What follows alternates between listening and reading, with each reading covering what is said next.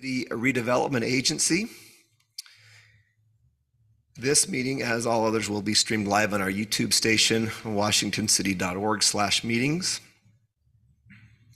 In this case, council, you're acting as a board, so I'll call for this board to approve the agenda as outlined. So moved. I have a motion by Martinson. Second that. Henderson, all in favor? Aye. The agenda is approved. All right, so we did not receive any public comment on the items for this agenda. So we'll move along to item number 2. And by that, I mean electronic public comment. Item number 2 is a public hearing on the draft project area plan and draft project area budget for the Washington City Industrial Community Reinvestment Project area. The applicant is Freeport West. Our Economic Development Director, Rusty Hughes, will be representing on this item. Rusty, do you have anything to say to the council before I open up the public hearing? Only that in attendance tonight is Adam Long. He's the legal consultant for the city for CRA, so he'll be available. Welcome, Adam. It's good to see you down here again, and we too are grateful that it's just rain and not snow. Okay, for those in attendance that would like to speak to this item, I'll open the public hearing. And seeing no one coming forward, I will close the public hearing and turn this item to Rusty.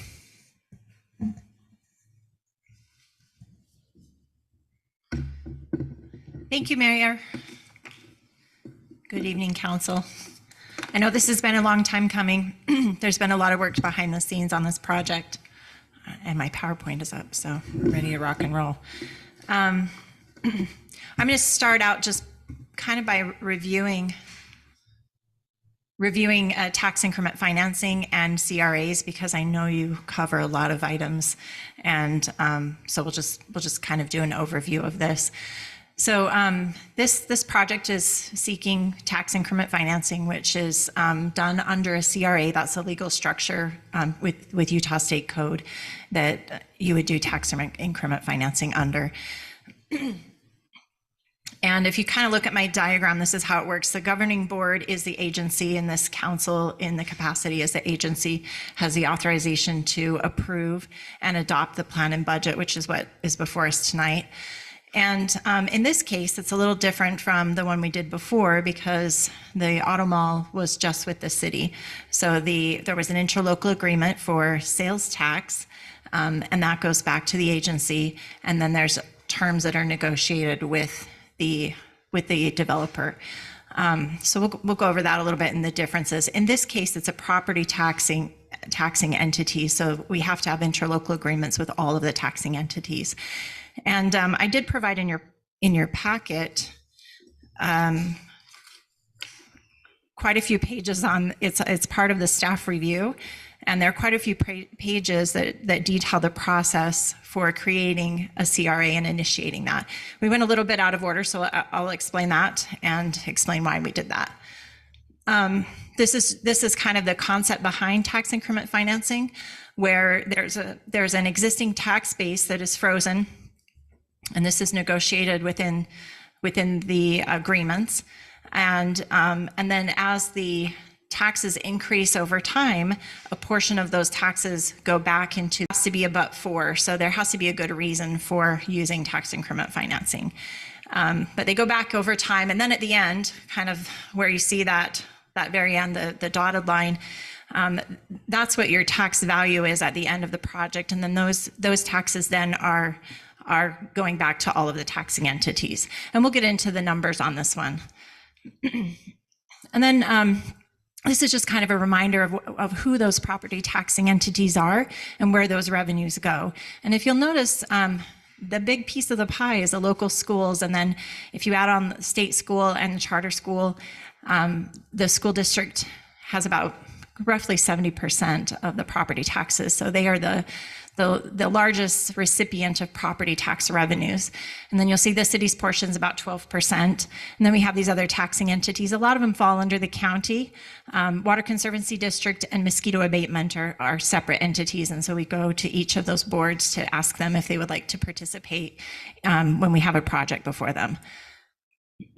This is a criteria that was given to us by the Washington County School District, and it outlines what types of projects that they would like to see come before them.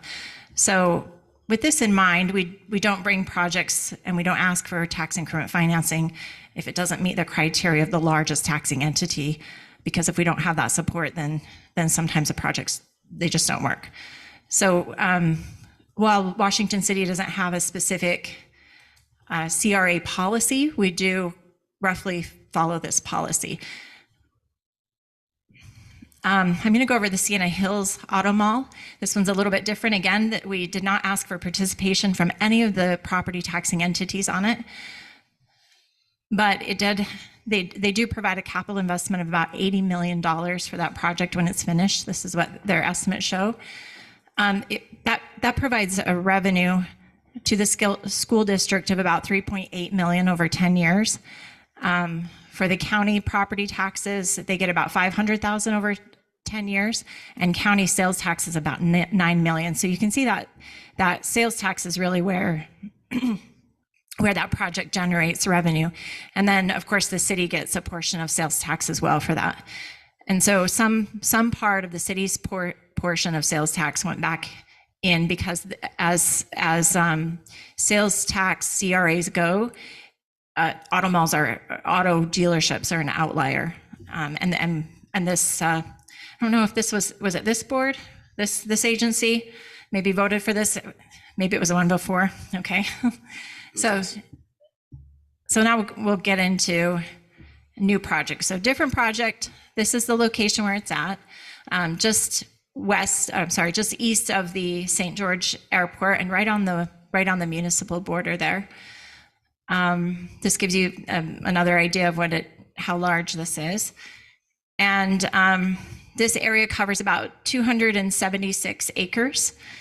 And it will have access to, that shape is just a little bit off because it actually is right along the Southern Parkway. We'll go over a little bit about Freeport West, which Freeport West is in the house now. Welcome, gentlemen. Appreciate you being here. Okay, so they're a privately owned company. They've been developing, leasing, and managing commercial space since 1963. They currently own and manage about 10 million square feet of industrial warehouse property. They have about 500 acres elsewhere outside of the state. Actually, I don't know that specifically, but they do have 500 acres. I'm guessing it's outside of the state, but they have quite an investment in Utah already. They're the largest industrial manufacturing, industrial developer in all of Utah.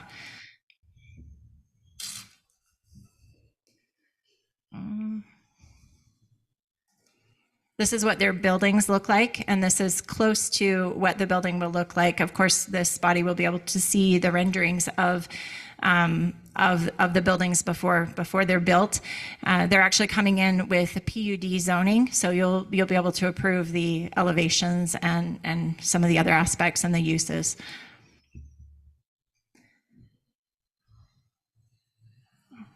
It's a slow fade in.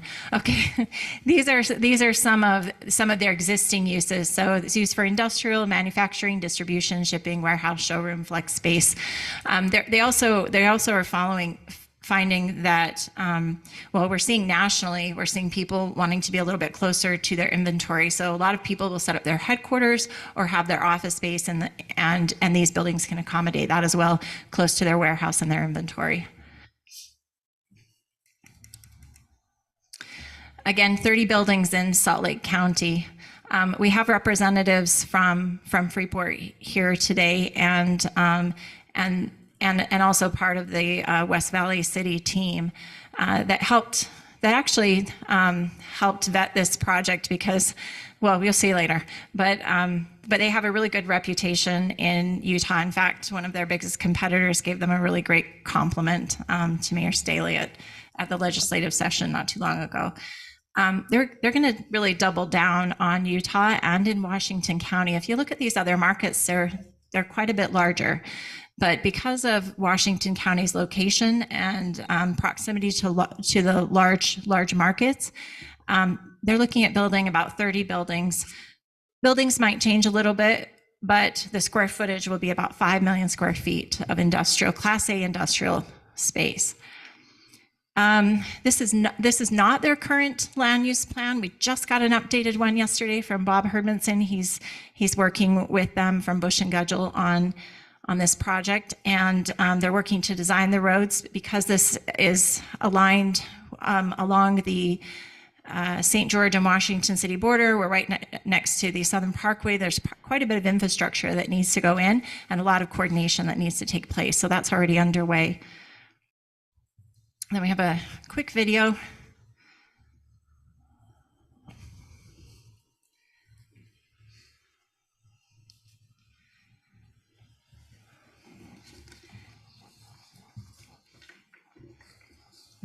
These are this is actually the first phases.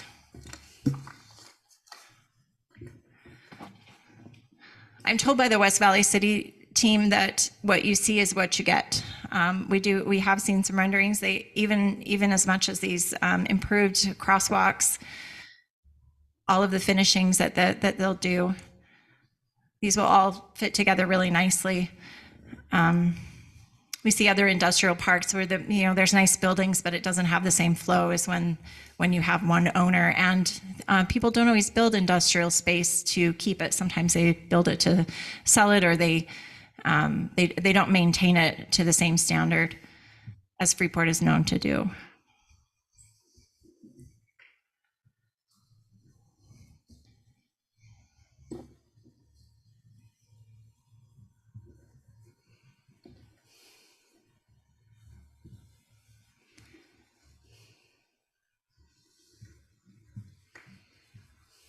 This is a growing industry as well in Utah. About 36% of Utah's GDP comes from logistic-dependent industries, and about 647,000 Utah jobs are logistic-dependent industries. 80% of Utah's international containers come through the ports of Los Angeles and Long Beach. And of course, we're right along I-15, along those distribution channels. I think we're just about to the end here.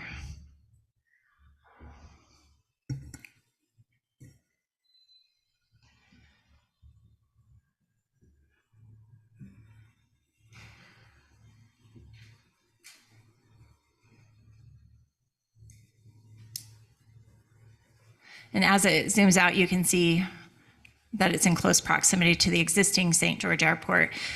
This terminal, the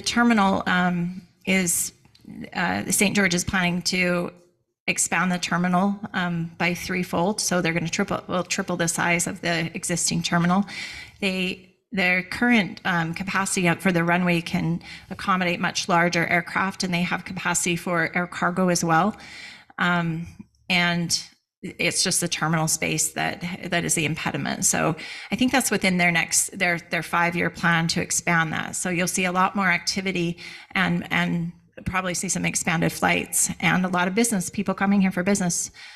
And so I think Freeport West is really smart to pioneer and to be the first in this area. Okay, we're going to get a little bit into that tax increment financing. This slide represents the current annual tax revenue on the 270 acres. When I say current, this is when it's in Greenbelt. So Washington City receives about $1 a year.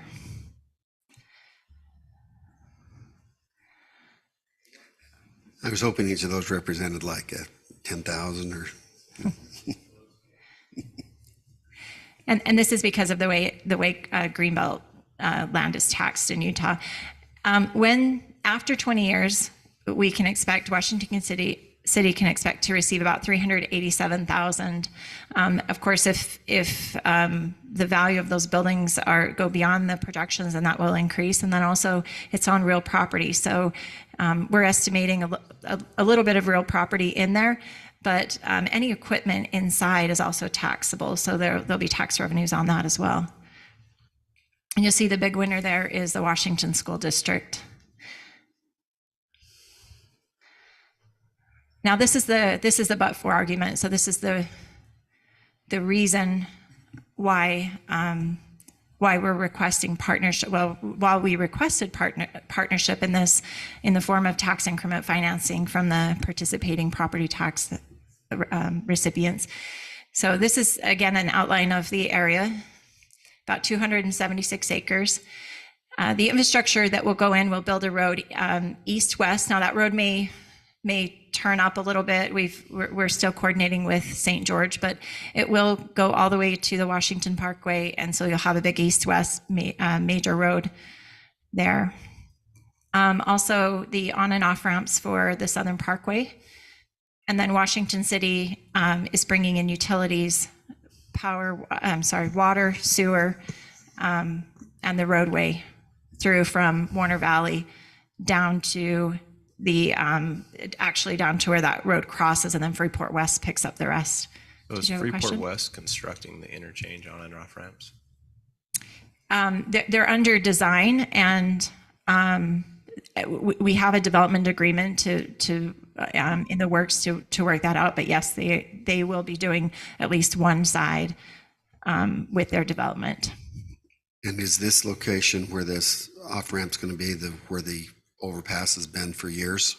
It is, and the overpass is of course, if you've been out there, it's for livestock, so it wasn't really built for vehicles, and it can't be converted, so it'll be removed and redone. This is an idea of the costs. Now, mind you, these are the costs. This does not include the land acquisition. And I know when we watched the video rendering, it didn't quite show the entire footprint, and that's because Freeport West was able to work with a landowner that was actually looking to divest. It was actually this large 76-acre piece on the top, and then one of the small 20 acres on the bottom on the west side. Those were owned by a firefighters trust in Louisiana, and they bought at the top of the market. And so they've been land banking that for some time, but looking to invest in things a little closer to home. So they were connected midway through this project, actually, with the person managing that land, and they acquired an additional about 100 acres. It looked like you had a question, Councilman Coates. Okay. So if you go through this, you see it's quite a bit of an infrastructure lift. A lot of it is public infrastructure. Under the CRA, you are allowed to go beyond public infrastructure as far as incentives, and then a big part of it is soil and blue clay remediation. That's throughout the project. It's on the actual site build, but it's also remediation is needed for the infrastructure pieces as well, for the roadways that will go in. So this is what the estimate is. They are using a local engineer and a local excavator who did the work on the airport, the redo on the airport. So they feel pretty confident that they can mitigate these soils. We've also found that this might be the area where the soils issues are the greatest. So while bringing in all of this infrastructure opens up the area, soils may not be so much of an issue for some of the other properties. And this was the request, about $40 million. I'm sorry, about $40 million before a building goes vertical of investment into the community. This is a project, again, I referenced West Valley City a few times, and this was a project that West Valley City did. It was a Freeport West landmark building, and State Senator Stevens, I'm just going to read this. State Senator Stevens usually reacts to the phrase tax increment financing, the term applied to the incentive provided to Freeport West, as if it were profane language. But the Draper Republican, who also leads the Conservative Utah Taxpayers Association, applauded this development as appropriate for use of tax incentive. This is a true economic development project that would have not occurred in Utah without the tax break, he said, noting that Freeport West is still taking the biggest risk in building before tenants have been secured. Still, Stevenson said, I'm confident that they'll be able to attract these companies that will bring jobs, and the school children of Utah will benefit because of this project. So knowing that the Utah Taxpayers Association, well, maybe you don't know their history, but they're not really in favor of tax increment financing or CRAs, but they did see the benefit in West Valley. They built on some pretty tough land in West Valley. And because they built on that land and because they were first in, they took the biggest risk, and they were compensated a little bit through tax increment financing for that risk. They opened up an entire area that has now tripled the size of their industrial area in West Valley City. So they are true pioneers. And this article was written in 2014. That West Valley City project was completed in 2019. So this company does what they say they're going to do. And then this is the endorsement from Rusty Cannon.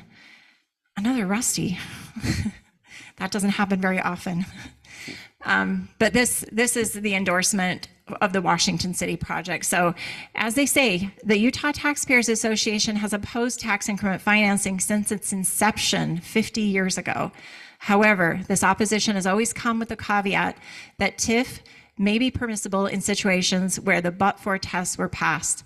Such was the case when in 2014, when the association endorsed the West Valley City project, and such is the case with Washington City. I'm paraphrasing here. So after reviewing the plans and intentions of Washington City by the Washington City project by Freeport West, it's clear that it wouldn't go ahead if it weren't for a temporary reduction in property taxes that TIF provides. The Utah Taxpayers Association supports this proposal on the basis that it will likely be a win for taxpayers, since they will eventually enjoy high property taxes from this site where now they receive effectively none. So that means that the property tax revenues generated, that's an interesting quote that we don't want in the paper, right? But that the taxpayers will enjoy high property taxes. It's actually the opposite. Because of the high property taxes coming in from these projects, from these industrial projects, that helps to keep residential property taxes low. So they're talking about the revenue side on this. So because we have these endorsements, and because 70% of the tax increment goes to, or I'm sorry, of property taxes go to the Washington County School District, we presented this. Actually, Mayor Staley presented, which is always great when you can have an elected representative from your city go and present to these other taxing entities. It really shows the support of the city for the project, and it shows really that it's a partnership, and that there's some real buy-in. So Washington County School District, Washington County, Southwest Mosquito Abatement, Washington County Water Conservancy District, all boards have unanimously approved resolutions in support of this project for the request for tax increment financing. Tonight, we're asking for Washington City to pledge their portion of this, and for the agency to also approve the plan and budget as presented. And one last thing I wanted to say is Dixie Escalante Power is making a significant investment in infrastructure at their cost. They like to get ahead. They did this with Fort Pierce in St. George, and they're committed to doing this as well. They'll put in a major transmission line, and we're working out the details with our engineers of where that will go and how it will connect. But it will provide power not only to this project, but to that entire area, and adequate power for the intended uses as per the general plan. And again, this is a project that checks all the boxes for this school district, which is why we had their approval. And in no small effort by our mayor to have many conversations with them and to clear up any questions. We also had a lot of help from consultants, many staff hours on this from all different departments. So it was definitely a team effort. Are there any questions?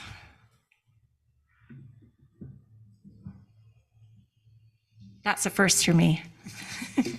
Thank you, Rusty. It's really good stuff. And I was there when Mayor and Rusty made the presentation to the mosquito abatement district, and that was a very impressive, highly professional presentation. So,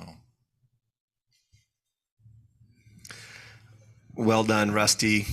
We should have just had you do all of them. So it would have been a lot less work for me. You did a wonderful job.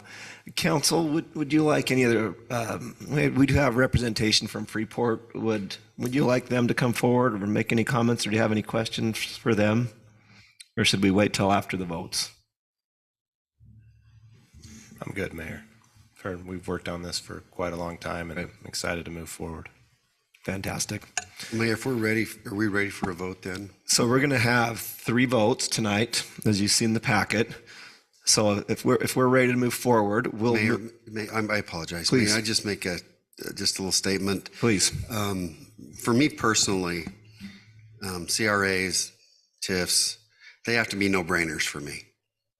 You consider that, what are these about? Well, it helps city, county, school districts grow their tax base. That's why we're doing it. That's the benefit to the city. The benefit to the developers, Freeport West, is that it alleviates some of the burden to bring that project forward. And that makes sense to me. Hiring local people, that is a very smart thing to do. Hopefully they've worked out all those details on the blue clay, which I think that you'll be fine there. But just maybe a shout out to say, first in, and I know this is pre-vote, but, I was impressed with their vision. And for me personally, the logistics operation, is a blank slate in Washington City. And it's going to be exciting to see that blank slate fill in. And by fill in, I mean who fills in around this project. And we're aware of that. We know you're aware of that. And I think it's a win-win for our citizens. And one thing that about our council and mayor and our staff is that we do our homework. And like I said, this was a no-brainer. We respect the fact that you're a great company, that you're well-run, that your reputation preceded you. And so it made it easy. So thanks for that. Well said, Councilman. Any additional comment, Councilman Martin? So I talked with Travis Perry yesterday, renowned broker down here, and he asked who was doing the project and what it was all about even before the meeting happened. I said it was Freeport West, and he said, okay, I'm good. And then I talked with another, he's in the manufacturing business, nutritional supplements business, and he sold a company up north, West Valley City area. And he found out, he was down here yesterday visiting from our office up north. And we were talking about, the meeting I went to Monday night and what we've got on the agenda for tonight. And he asked who's doing the development. And I said, Freeport West. He said, you're good. I mean, I'll just echo what's been said. They do what they say they're going to do. And I've got that confirmation time after time again, talking with very reputable people. So very comfortable with what's all been done and all of the work. I'm very grateful for all of the work that has been put forth. I'm sorry, Mayor, may I say one thing? Please, Rusty. Okay.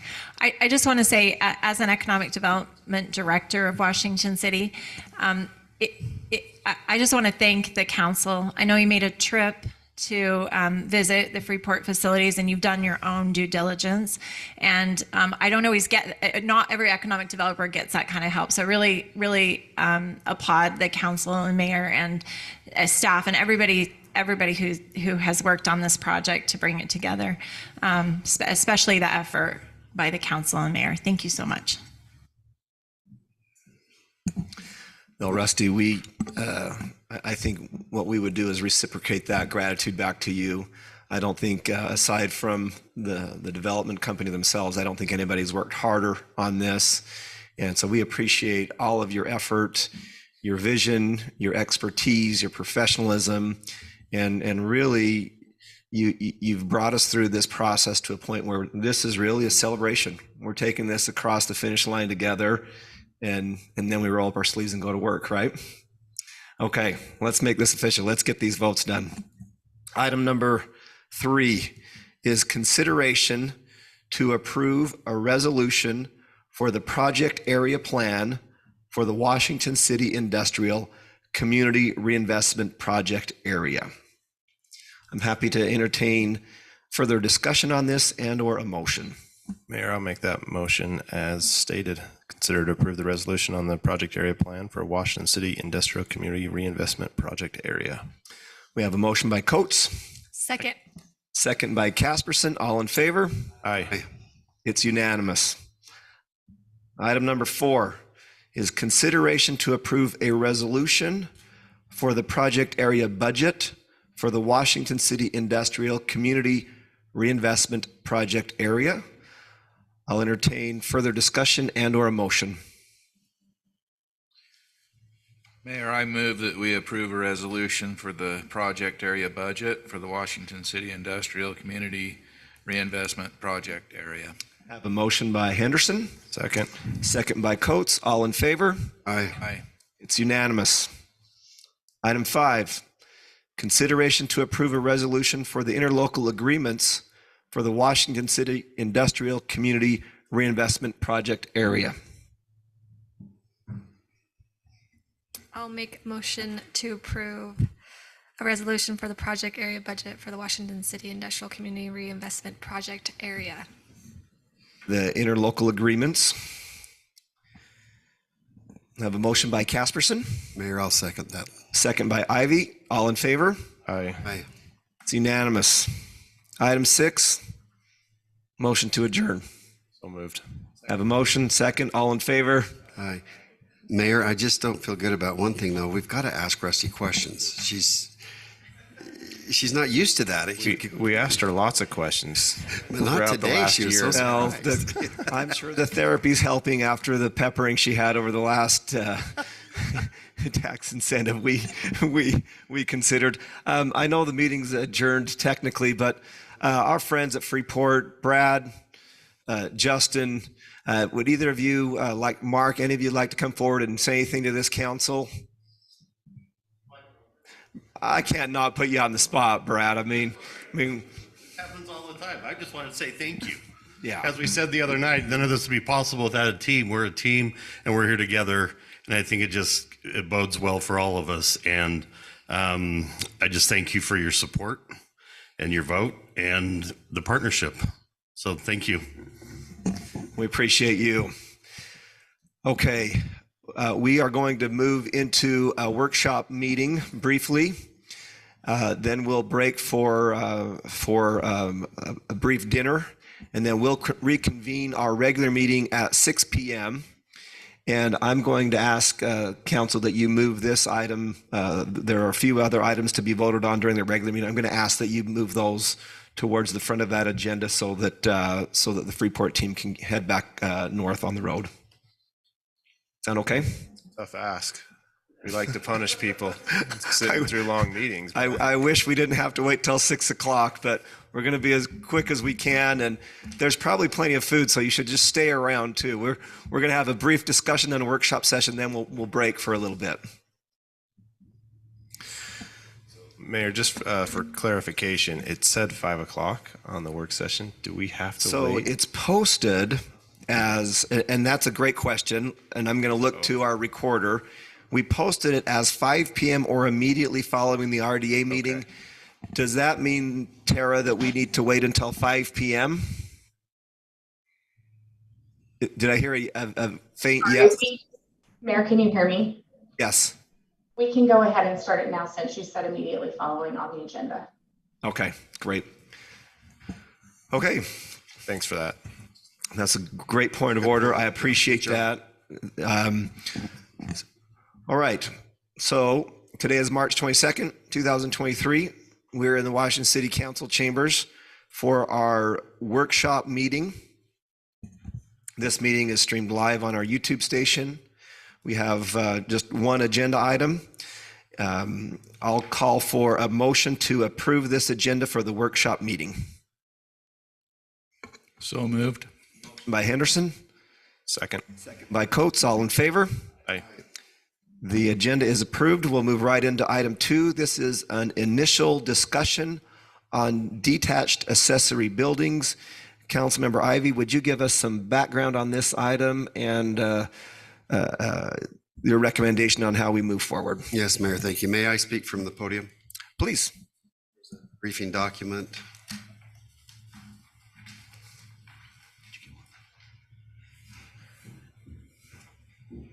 If you could state your name for the record, please. Personal matter or? I'm just messing with Councilman Ivy. Yes, Kurt Ivy, Washington City.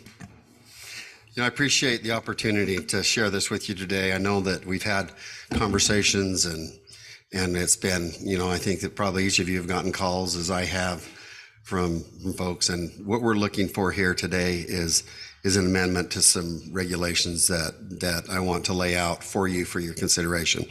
But I just want to just give you an example. Let's say that we have two brothers that married sisters, and they buy exact same size lots right by each other, right next door. Same dimensions, exact same lot, half-acre lots. One of the brothers builds a 4,000 square foot house. The other brother builds a 2,000 square foot house. Now, under those conditions, the way this current provision is written, the brother that built the 4,000 square foot house could build a 2,000 square foot garage. But the brother that built the 2,000 square foot house would build a 1,000. Now, let me lay out what I'm proposing. Now, on its face, that to me is problematic, because I think that, and I'll get into that a little bit later, so I'm just going to jump in. This is I hope each of you have your briefing document, detached one-story private garages and other accessory buildings. That is the long title, and here's the general description of what I'm proposing. This proposed amendment to City Code 9-8A-6 and 9-8A-8 enacts provisions related to the regulation of detached one-story private garages and other accessory buildings and structures. These are just the highlights of the provision, but I think you'll find by the time I get done, it should answer most all of your questions. This First Amendment seeks to remove 9-8A-6 sub E, where it states, in no case shall the square footage of a detached accessory building or structure exceed 50% of the square footage of the main building. Now, this next amendment, I need to be very clear about. The second one is specifically related to accessory dwelling units, which may have accessory buildings in the backyard and may be used in garages for ADUs. This one, again, this amendment seeks to remove 9-8A-8 sub 3 shall not exceed 50% of the gross square footage family residence, whether attached or detached. And then that goes on. It's my contention, or my belief, that there is enough regulation in the remaining ordinance to regulate this very well. And I'm going to go over them right now. What those regulations that we already have in code. So just to be really clear, what I'm proposing is that we just remove that one provision where it talks about the 50%, and then we rely on the other provisions that are already in place. And I'll go over them now. For the first one, which was 9-8A-8, that is, again, the ADU. I'm going to speak first about 9-8A-6 sub E. These are the provisions that are in place. If you were to remove the 50% rule, these are the provisions that would be left. The first is you'd still have to be at least 10 feet away from the main building. The height would be 20 feet, or it could not be higher than the main structure. On corner lots, there's a 20-foot setback on both sides. You would have to be located at least 10 feet behind the nearest corner of the front of the main building in the given side yard. and the side yard shall not cover more than 50% of the site area. So I've looked at those, and in my estimation, I feel like that those are pretty good in regulating what we're trying to do. But I'll continue. Remaining provision regulations contained within 9-8A-8 provides all necessary restrictions as well, and this is for the ADUs. No multiple DADUs. You can only have one at your house, only one. So adjunct living unit, which is bath, living, sleeping space. The owner must reside in the primary residence, as we know. Lot must be a minimum of 10,000 square feet, which most of our lots would serve that. The ADU units limited to a maximum of 17 feet in height and cannot exceed the height of the existing residence. And then the last one is located at least 10 feet away from existing single-family residence and no closer than 5 feet to any side yard property. And these are to ensure neighborhood compatibility while allowing homeowners to fully exercise their property rights in using their property as they desire without excessive regulation. And that is pretty much what I want to say. It's my feeling that we have to be careful when we start regulating property rights. We know that that's one of the basic tenets of being Americans, and what really was first established to allow citizens to grow wealth. If they can't own property, then you really never have substantial wealth, or can you grow it? So I think that in our current day and age, and where our lives have changed in that we can use our homes to run a private business, that we can have a non-invasive business out of our home, that we can use our car to make money, to be able to drive people or deliver food. I think that in my estimation, after talking with several property owners about this very regulation, it seems heavy-handed to me. Not that there's any fault of anyone. I just think that it was looking for something to help regulate it, because we're all very aware of the one building that we reference quite often, that we don't want that for our city. That's not the look that we want. But I think we have to be careful in that we don't over-regulate, because if, I was hanging around with a bunch of great people last night over at the county, or the St. George City County Library, that into jeeping and off trail riding and those type of things with jeeps and four-wheelers and motorcycles. I'll bet those gentlemen all would like a larger garage than, say, a group that might assemble in another area. A garage is kind of what some people do, and even though we might not understand why someone would need or want a big garage, I don't think it's our right to tell them exactly what they can build and can't. Now, we've also had conversation that I would like to engage the council on what a maximum size garage would look like.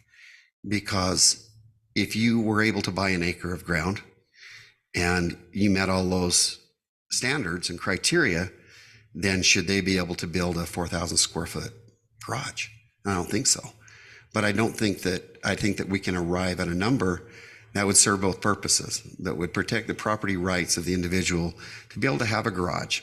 And keep in mind, part of this provision is being able to use that garage for an accessory dwelling unit and be able to have space for a child to live, or a mother-in-law, or, have a supplemental income to benefit the housing shortage and to meet some of the affordable housing concepts that we're very well aware of. So council, I don't know that there needs to be a lot of questions. I know you're well versed in this.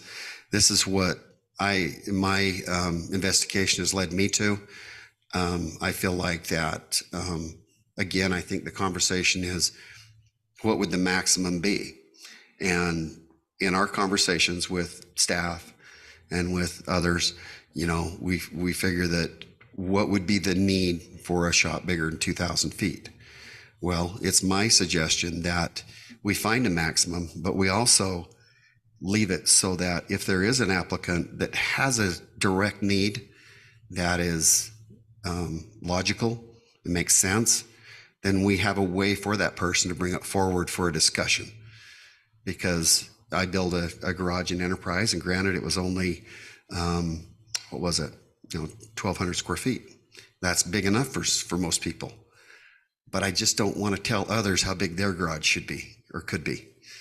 So, council, I'd be happy to answer any questions that you might have for me, but I know you understand this as well as I do. But I'd be happy to answer any questions if you do have any. So Councilman Ivy, I appreciate bringing this forward, and I can't remember if I was on planning or council at the time, but some of the, if I remember right, some of the 50% came because there was a home. I'm not talking about the one that is a metal building. I'm talking, it was a nice garage, but the neighbors behind them and their property rights, they complained for the fact that, hey, all of a sudden, and I remember the quote, I got Noah's Ark building behind me because it's so big, right? And so that's where I get to, I agree with you. I don't really want to put a number on it. And I think this was the way that we reacted to that, is saying 50%. And I could be wrong on the timelines. I don't remember when we adopted this 50%, but I remember the height of the garage was very comparable to the main structure. But even that, I don't even know if I agree with that, because sometimes if you have a single story, who says you can't do a 2-story garage? Because what does that really affect? But I think their complaint was that this garage was way bigger than the house. And it's because they were on those 3rd-acre lots that are big lots. And so, and I'm not, like, I haven't digested this, but I just remember that happening to us. And so, but one guy was saying, I want to infringe my property rights to build a big garage. And the neighbor behind is saying, hey, we didn't agree to this.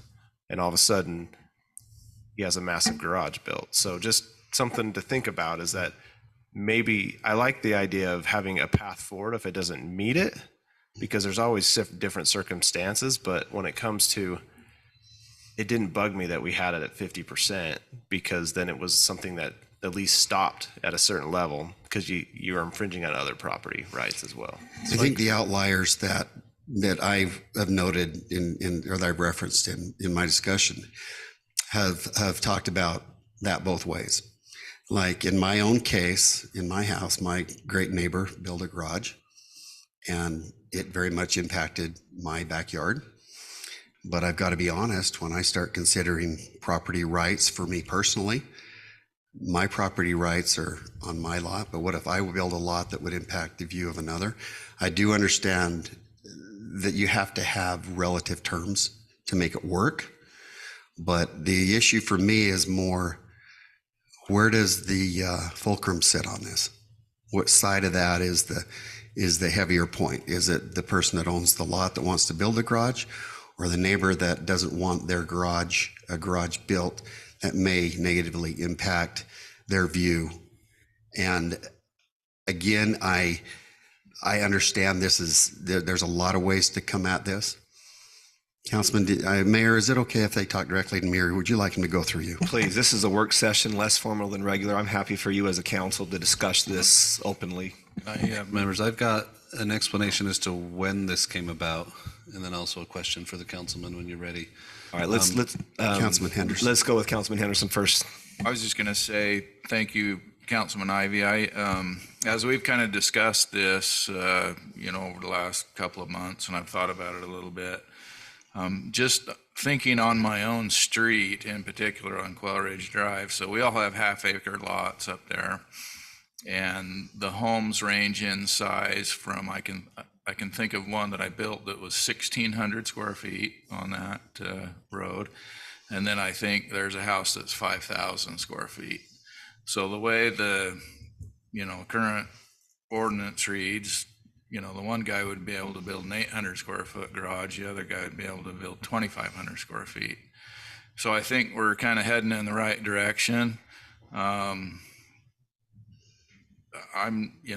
don't really care for the 50% thing just because of the inequity there, but I do agree that I kind of calculated on my own lot. I have a 2,000 square foot house, and I looked at these other, regulations and how big of a shop could I build on my own lot if I wanted the biggest shop possible with these other regulations and not having the 50%. And it was a reasonable size. I can't remember what the size was. I think it was maybe 2,400 square feet or something. So it was a reasonable size, you know, with these other things in mind. And so I think maybe we're heading in the right direction, and, you know, I would be in favor of coming up with a number. You know, I've built several detached garages over the years for people. I've built, you know, 1,200 square feet. I remember building a 2,400 square foot one in Pineview Estates in Washington. I built a 3,000 square foot one up in Dameron Valley. You know, I've built homes that have 3,000 square foot attached garages, you know. And so some people like their garages, you know, because they have a lot of cars or whatever. But I would be in favor of, I like, you know, these regulations. I think those are good. I think maybe we should come up with a number, say anything that comes to staff that's, say, over 2,400 square feet maybe needs to go through an approval process with, you know, planning commission, city council. I don't know what the number would be. I mean, I would say my own preference would be 2,400 square feet because I've built a shop like that. I know how big it is. It's not that big. But anyway, that's where I stand. So. Councilman Henderson, what about your thoughts on the height of these structures? Because sometimes I look at some people just have single stories, but does it make sense to have a 2-story? I don't know. I'm just asking the question. So you have your garage and a little casita up above or something. I agree with what you said, you know, your previous comment on the height, because to me, like in mine, every neighborhood's a little bit different. You know, like in my neighborhood on my lot, none of my neighbors would care if I build a giant garage in the back with a casita on top. You know, that's just how my neighborhood is. It wouldn't impede anybody's view or anything like that. So I would say maybe, you know, we have a square foot number that if it exceeds that, it needs to go through a process. And maybe if it's taller than the house, no, we don't say no, but it needs to go through a process, you know, something like that. Because I agree with you. In some neighborhoods and on some lots, it's not going to bother anybody to have a taller structure. The tough thing is, you might not know what that neighborhood thinks, right? And then you go through this process, they get approved, and then all of a sudden the pitchforks come out that we did everything wrong. And so just something to think about.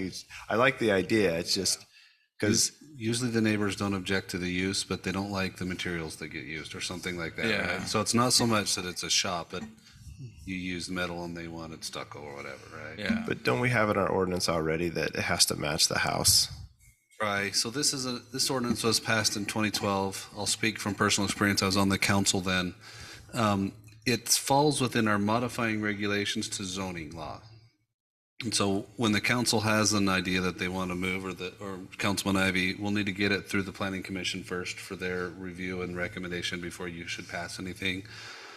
But because it falls within the zoning law, what we looked at is we said, what does the authorized zone allow right here? And it says single family residences. And so the council at that time, and I will validate your thoughts, 50% was just the council's decision that once that accessory building gets bigger than that, it can actually become a new use that isn't a residential single family building, right? And so the goal at the time was to allow garages, but not such of a size that they actually make the accessory use more primary than the zoned use. But that predates the ADU concept, right? Well, I was going to talk on that in a minute. I'm just talking about accessory buildings that aren't dwelling units. And so the idea was, if this is a lot zoned for single family residential and we allow them to build a garage that's larger than the residence, we've allowed the accessory use to actually trump the zoned use. So that's why they chose 50%. I think this council could come up with a number and a relationship that you are more comfortable with. It can be whatever you want it to be.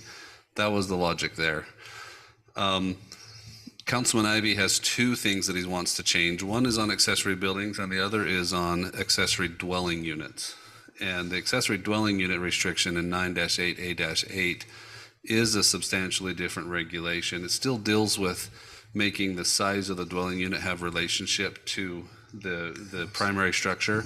But there's a lot of other restrictions that we put on the accessory dwelling unit. So on the accessory buildings, it's literally just can't be 50% or more, and then it's got to meet setbacks and all the other usual stuff that the planning and zoning go through. On accessory dwelling units, we've got a lot more in there than just the percentage of the size. And there's also a written restriction in there that says no matter what the percentage is, it can't be greater than 625 square feet. And so that one might need a little more work. I view it as in the same line of thought, but probably a different ordinance and a different relationship than, because it also is a residential unit, whereas the garage isn't, right? And so the garage is, how big should a non-residential building be on a single-family residential lot as compared to the single-family residence? And the accessory dwelling unit one already is built in saying this can only be for residential, and it has a number of other details there. I think the whole concept is that we recognize that the homeowner would have to be able to move within our ordinance, to be able to exercise their land use the way they choose to. You know, I understand that there's provisions for the ADUs, and we know how important those are now. But to me, again, council, it comes down, for me, I've had specific encounters with this ordinance time and time again. And right now I'm helping a person in town, a longtime resident. And the way this came forward was he came in and he asked to build a garage that did not meet our code. And he expressed to me that his entire life he's been waiting to be able to afford to build this. He calls it a garage. You know, it's just a garage. Can you tell us what the square footages are? Because that might help us to. He wanted to build, and I'm not going to be able to get it exactly. Let's just say that he was about 400 square feet out of bounds. And so I approached staff, and I think I spoke to some of you and just said, what are your feelings, or staff, what can we do? And it came back that, well, this is the ordinance, we have to follow it. And so that's what prompted me to bring this here on this agenda item today. This person has a house that is relatively small, but staff tried to help him and say, well, let's include your garage space and let's do all these things, but you still wasn't there. But if we were to do a field trip and you would look at the lot and the neighborhood and you'd look at what he's proposing to build, you would say, yeah, that works well. But it was only like 400 square feet difference as to what he wanted to build and what he was allowed. But he has, like I said, he's been planning this for a long time. He has everything detailed in his garage that he wants, you know, to work on cars or to store. And again, I don't want to be redundant, but my concern is, as a city council member, is I don't want to regulate people's personal private property rights, especially when you might have unintended consequences in this individual, and each of you would know him, but I'm not going to say his name over the pulpit, a good longtime resident, and he wants to build a garage. We're 400 feet different, and you could say, well, you can raise the 50-50, but the truth is, I think it is just too restrictive on its face. That's my opinion. I hope that we can work together as a council to find that maximum that Councilman Henderson spoke about. And I hope that we realize that, for me personally, again, I'm stating a lot of my own personal views, not as a council member, but for me personally, I don't think I have a right to dictate other people's property rights unless, it affects health, safety, and welfare, which I don't know that a garage does. It may affect your view. I know I had one built that affected mine. My neighbor had one that affected his. But where does that fulcrum sit? Is it on the side of the property owner or the neighbor? Mayor, that's all I have in the presentation, unless you have some follow-up or questions. Well, I appreciate your preparation. I appreciate you, bringing this item forward. I'm happy to listen to, further council discussion on this item. I'm happy to hear where the council would like for this to go from here. And And if you'd like, I have some recommendations on where I think it could go from here. Thad, it looks like you might have something to add, and Jeremy? Yeah, just one more quick comment, and I am not here to disagree with Councilman Ivy. I would entirely agree that this council has the opportunity with his presentation to decide where you want this balance to be, and I've heard some discussion on that already. But just for the public that are listening, zoning laws change private property rights. Much of what you do as a council is influencing private property rights, and zoning laws are one of those. The minute you buy a single-family zoned lot, you can't put a cotton gin on there, right? There's a lot of things that we no longer regulate, and so I just wanted to make it clear that one of the city's staff's roles is to actually enforce these laws that do influence property rights, and then reinforce that I think this council, in 2012, the council found the 50% relationship to be meaningful at that time. I think we all know that that was in response to a building that still exists from one of our roads, that ordinance was adopted because of one building that happened, right? And so that was the percentage they found in 2012, and I don't know of any precedents that that's what you have to keep today. And I think this is a good conversation for this council to find what the relationship is that you think is best for our city. So one of the things, I agree with what you said, that, and Councilman Ivy, I think you have a really good point in the process. One thing that I think the 50-50 rule was like, it was simple, right? Easy to follow kind of a thing. But I also agree it's kind of weird if you look at it if you have an acre lot and you want to build a bigger garage. I mean, who am I to tell you no, right? It's different, because I agree with that. But it seems like we're removing one restriction that feels like it's too restricted to a whole bunch of other restrictions. But are we saying, I guess it's a question to you, Councilman Ivy, are these are restrictions that we already have, and you're saying just remove them and put in a caveat of how many square feet? Because I think I'm having trouble determining what that square feet is, because we have all different opinions on what that should be, and how do we get to that point? Like, I always like to look at exhibits and understand, well, what are we looking at here, right? Is there some way we can get some things to look at? Just examples of garages we have in the city. Hey, this guy's square footage is this, and he built a 1,700 or two. I just don't know where to go from there to Thanks, set a Councilman. I'll square go ahead foot and of. let me answer that for you. So all those that I read are already in our code. The only thing that I am seeking to remove is the 50% rule. That is the only thing, and it's my contention, as I said, that the rest of the existing provisions control that. With what Councilman Henderson added, that having a maximum size is important. But again, you can already see, I thought 2,000, Councilman Henderson says 24. I think, again, that comes back to when you have these big lots and small houses, that's one thing to consider. How about a big house on a small lot? They can't build a big garage. So what is the balance point, or what's fair? I think what's fair is to let property owners decide. And that, the only way property rights are restricted or taken is by law. And that's where we come into it. And that's our burden and our responsibility. But I have no intention of building a garage on my house in Washington, but I certainly think that when we talk about what our history is, I mean, we've got a lot of farmers, ranchers, we've got a lot of ATV people, a lot of sportsmen, a lot of people in our demographic here in Washington that I think a garage is a big part of their lifestyle. And I think that allowing this to play out without that rule, it can be managed with that maximum square foot size. Now, height, I think as long as we stay under the main structure, which is code, it's already coded that way. If you've got one building at a certain height, it's already that height. And so something else needs to set lower than that. But if you have a 2-story house, maybe there's room for a provision to say that you don't necessarily get a 2-story garage, because that's going to play into that total square footage. But I just don't want to be the one, again, I don't want to be redundant, but I don't want to be the council member that tells people the size of the garage that they should build on their property, because maybe they have more money. They build about a bigger lot and a bigger house, and so they get a bigger garage. I don't think that's the right tenet for what the message I want to send. But anyway, Mayor?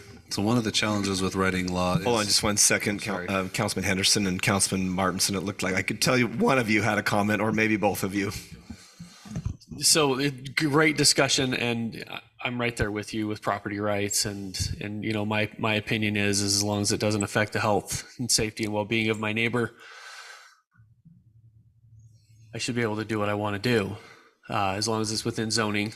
Obviously, there's a reason we have zoning ordinances and zoning laws, and so I'm leaning even more towards, we've got the setbacks, we've already got restrictions. I'm of the opinion, why would there need to be, if we got a design standard, it meets the design standard, it is less than the height of the main residential building, why would there need to be a maximum? They're already limited by the setbacks that are in place, by the 10 feet away from the main building, 20-foot setbacks on both streets if it's a corner lot. We're already restricting them there. Councilman, let me just briefly answer that. So staff had some concern for outliers. And again, I tend to agree with that. Because everyone has different needs and wants. Thank you. I tend to agree with that too. I mean, I threw the 2,400 number out just if everybody wants a number, I mean, I tend to agree with Councilman Martinson, but one thing I've noticed just in my job, that garage sizes have changed drastically on new homes in the last 10 years or so. I regularly build homes now where the garage is as big as the living area. And in some cases, especially like in Dixie Springs, the garage is bigger than the living area. I actually bid a house about 6 weeks ago that had a 2,500 square foot living space and a 7,000 square foot attached garage. And so the garages are just getting bigger. And like Councilman Ivy said, our community attracts people that have Jeeps and motorcycles and multiple Jeeps and stuff, and they like to keep them in their garage. So for me, it's like, the 50% thing just doesn't make sense. It may have made sense back in 2012, but to me, it just doesn't make a lot of sense. I mean, I can see, I think for 90% of the situations, these existing regulations are gonna, regulate it to an extent that it needs to be.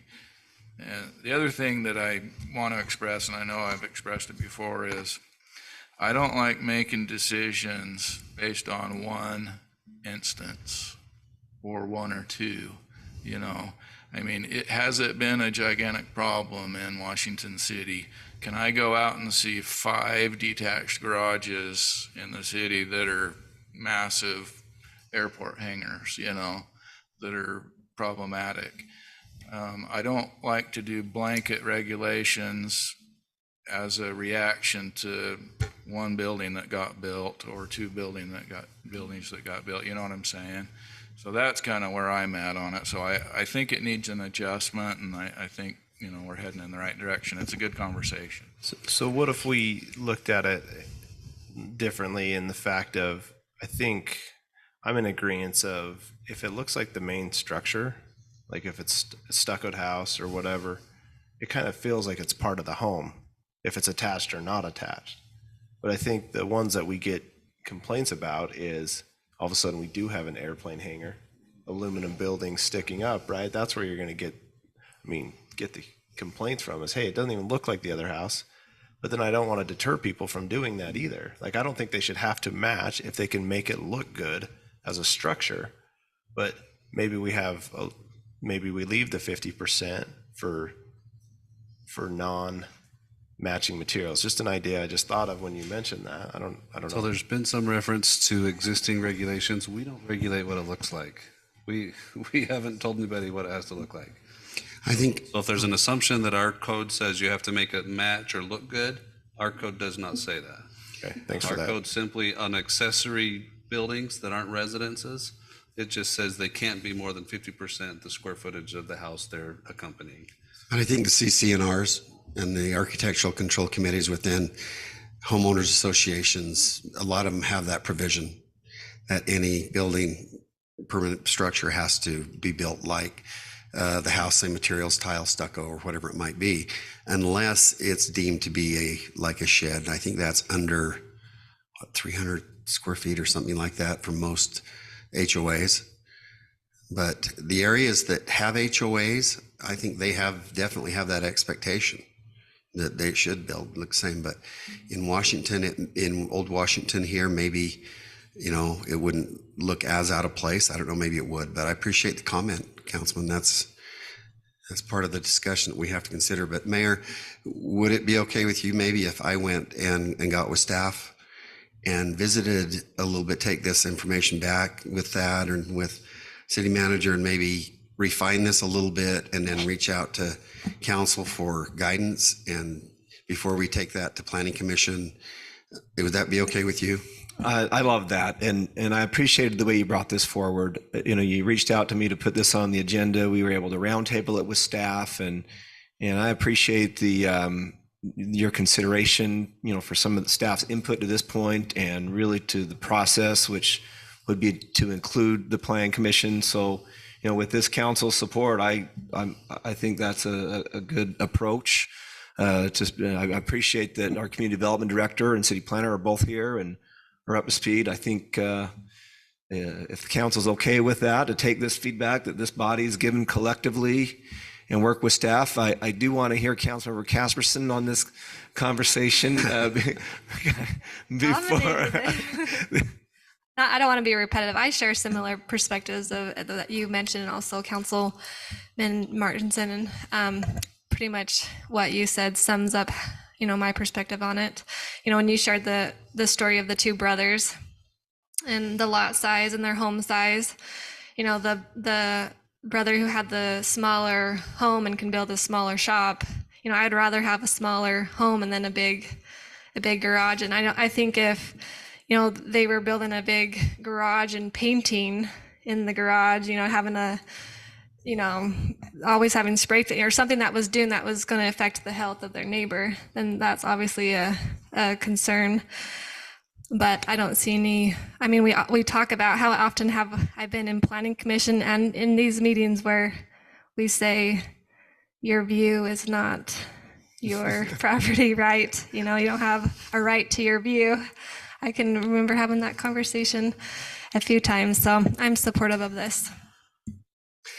Manager, would you add your wisdom to this conversation? I don't know if I have any wisdom to add, but I think that one of the hazards of my position is always thinking, what's the worst thing that can happen, right? So I want to agree with everybody tonight.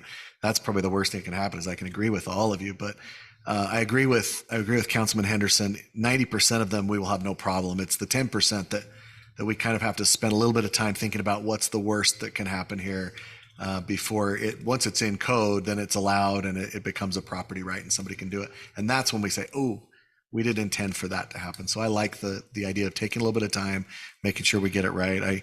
I agree with Councilman Ivey. We went through the code and there's really no safety valve in the code. Sometimes there are valves written that say that, this is the percentage that's allowed, except XYZ. There's none of that in the code. And so right now there's not an allowance for anything 1 square foot over that 50%.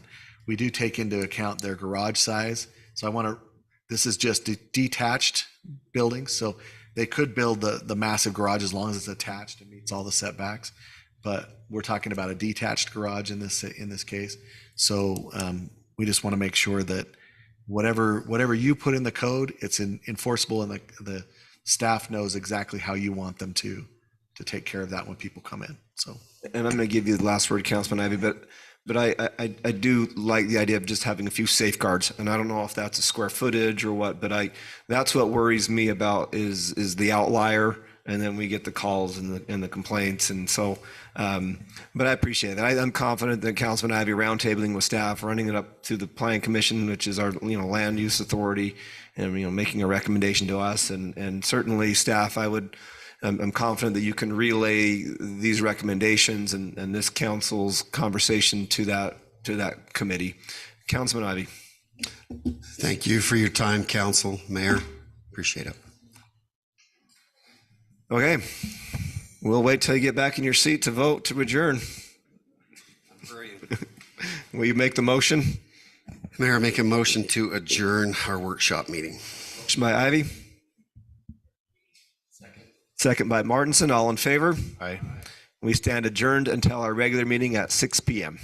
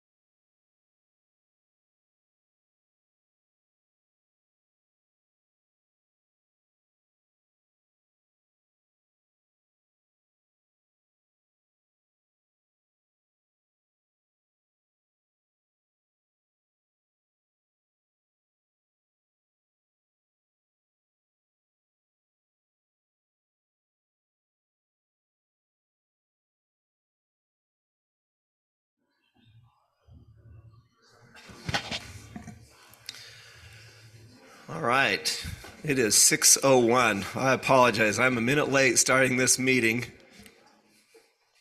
We're just having too much fun. We had a longer break between meetings than normal, and we all get talking. And anyway, but here we are. Today is Wednesday, March 22nd, 2023. We are in the City Council chambers of Washington City Hall for our regular meeting, our regular City Council meeting. As always, our meetings are streamed live and stored at washingtoncity.org/meetings. This evening, we will have our invocation done electronically, virtually, by Sharon Shores with the Universal Life Church Ministries.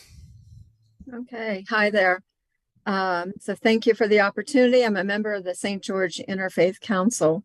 But I have a curiosity about the audience. There's no one in the front row, which is typical for church services. Okay. All right. So let us pray. Heavenly Father, we give thanks for our leaders and for all who serve in our community and our country. We pray for peace, safety, prosperity, and health for all in the world. We know that in our hearts, we plan our course, but you establish our steps and the steps of our leaders in our community, in our country, and in our world. We pray all seek you for advice and guidance, and that all involved citizens and leaders listen with understanding, goodwill, and speak with clarity and restraint.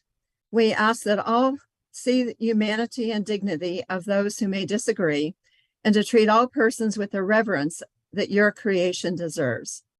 We pray that decisions be based upon what is known and upon your guidance and wisdom for the greatest good of our community. Guide our leaders. Hold them in the place of love and grace and ease. We place this meeting and all your meetings in your hands. We place our hearts and our minds in your hands, as well as the hearts and minds of our leaders, not only of this community, but of our country and of the world, that you may direct all of us.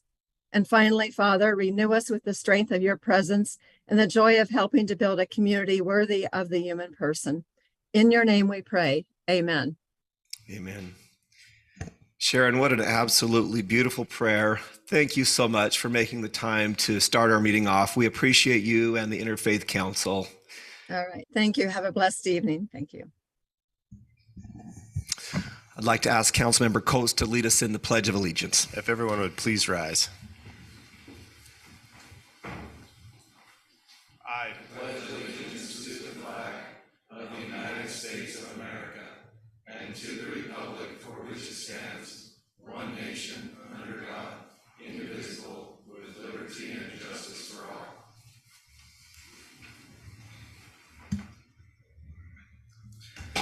Thank you.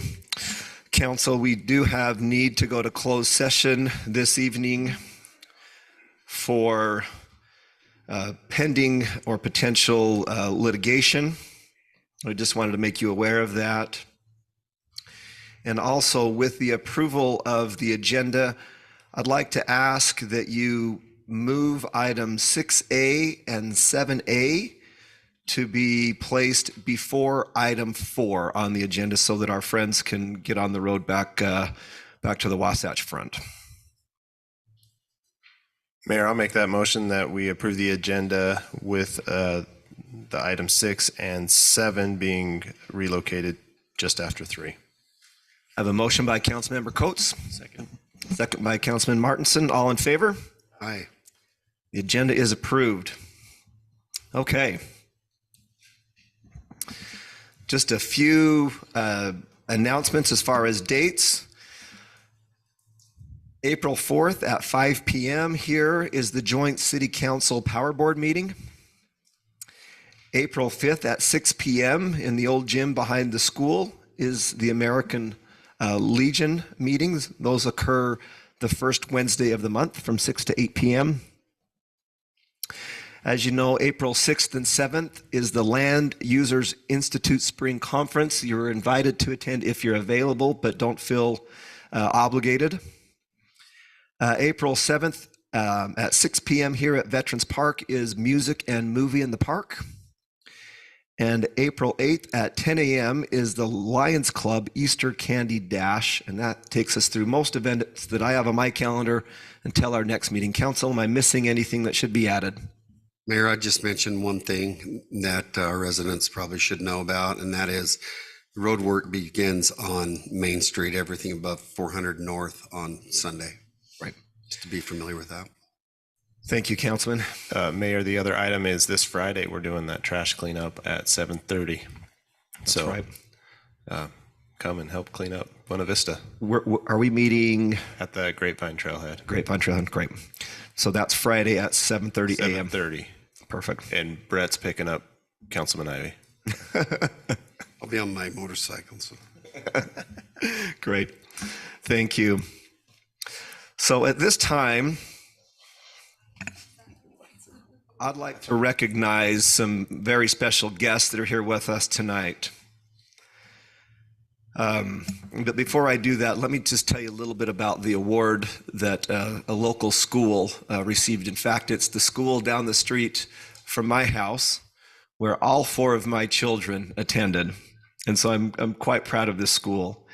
Horizon Elementary was opened its doors in 2006. It was recently, just this past year, was recognized as a National Blue Ribbon School. Every year, the U.S. Department of Education seeks out and celebrates great American schools, those demonstrating that all students can achieve to high levels. With its 39th cohort of awardees, the National Blue Ribbons Schools program awarded the 40th school in Utah's history since the 1980s. In fact, there were 2 this year, and one of them was right here in Washington City with Horizon Elementary.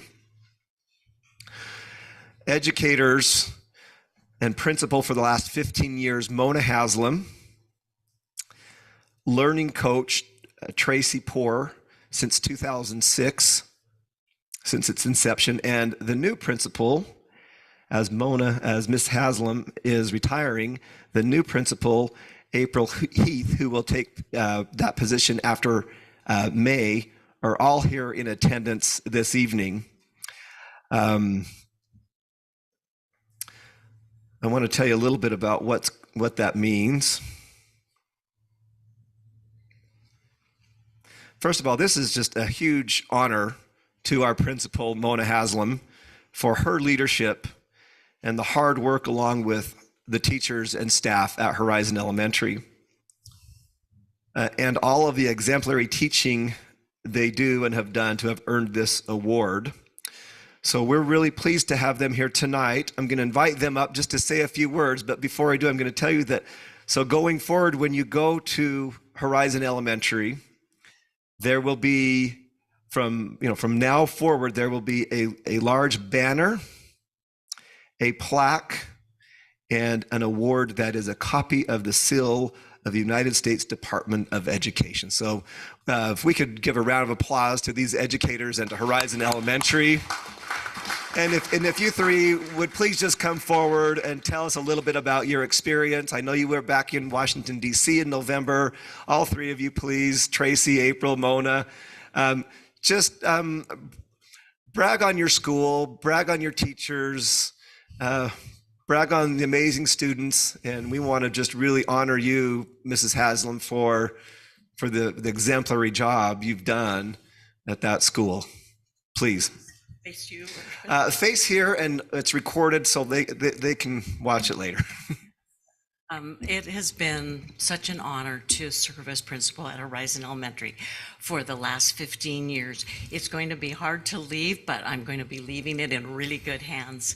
I have to say that I feel like the success of our school is such a group effort. It really is a village. We have fabulous community support. We have neighborhood support. Our PTA is always strong and right in there. We have wonderful teachers, who works so hard. We have a wonderful counselor who works with our kids, who I think is the best counselor in the district.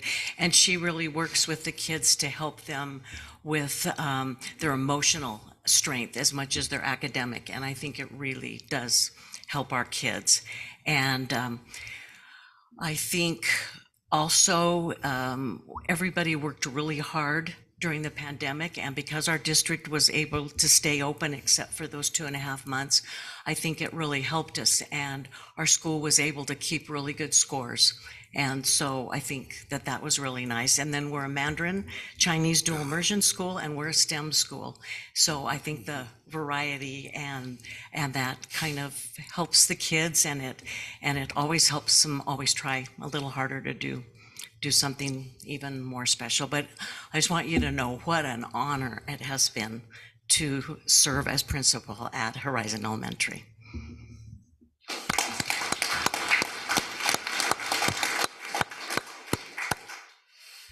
Well, I've had the opportunity to help open the school and to help set up a lot of the programs at Horizon Elementary.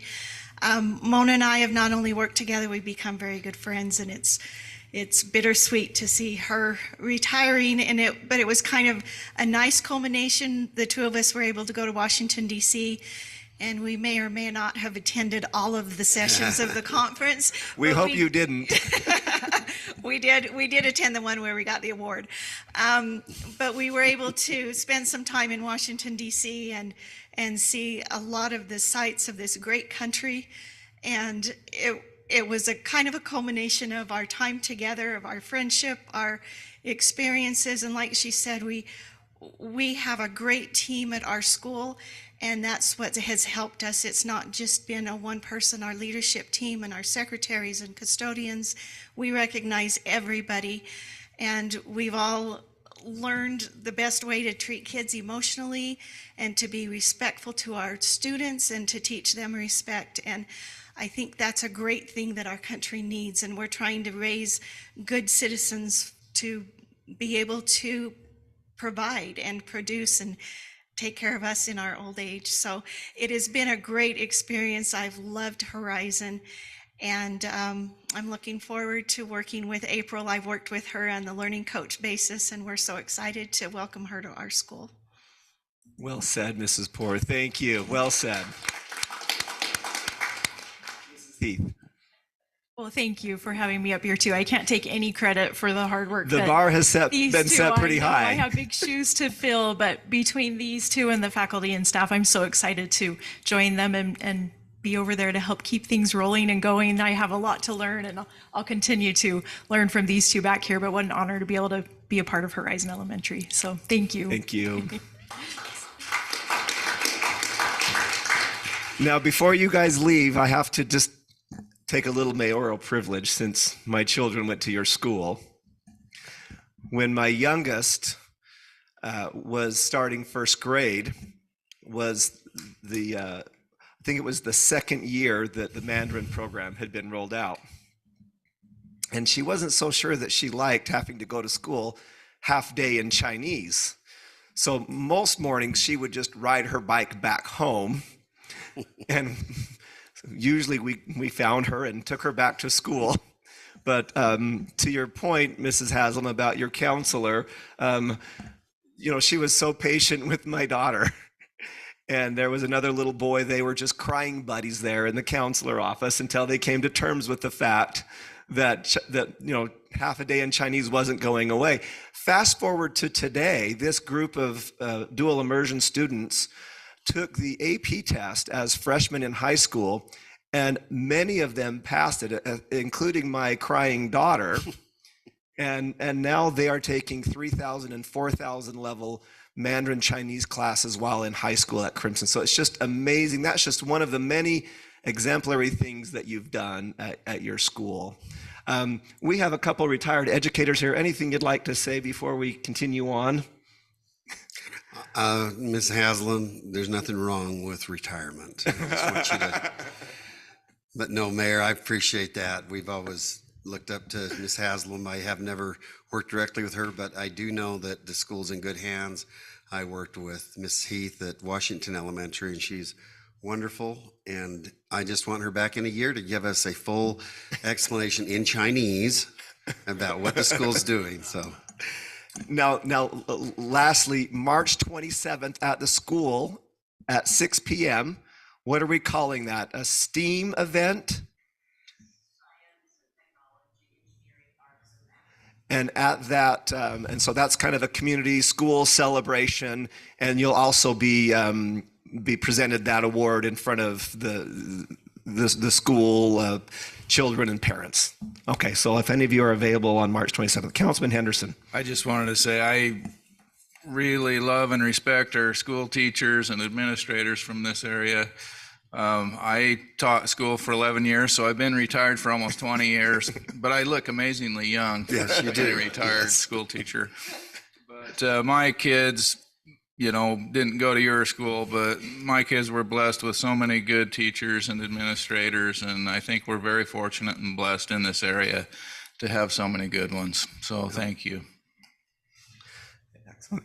You're welcome to stay, but I think you'd find it kind of like the DC trip, more fun to leave at this point.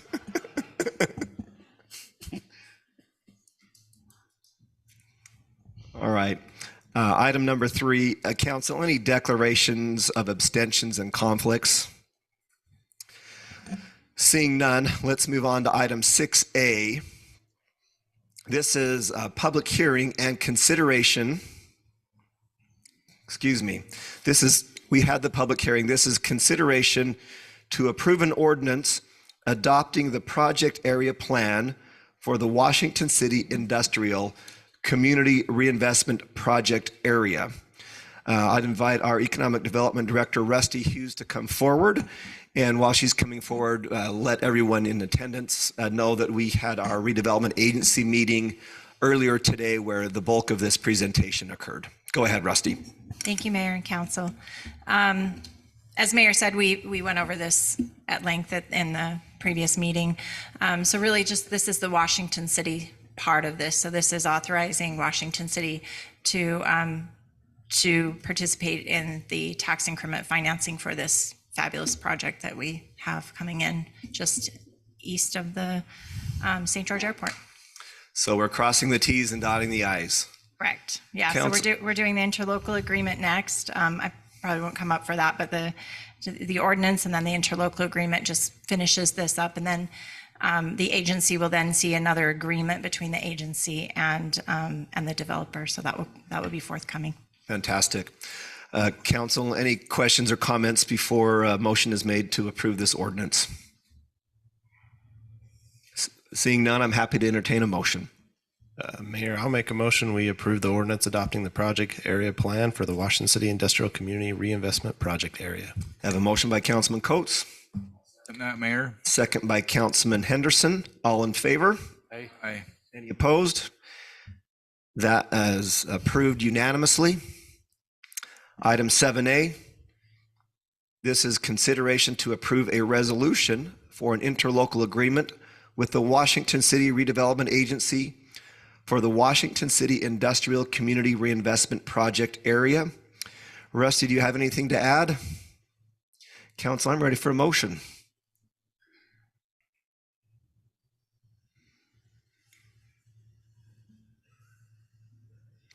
Mayor, I'll make the motion. We approve the resolution for the interlocal agreement with the Washington City Redevelopment Agency for the Washington City Industrial Community Reinvestment Project Area.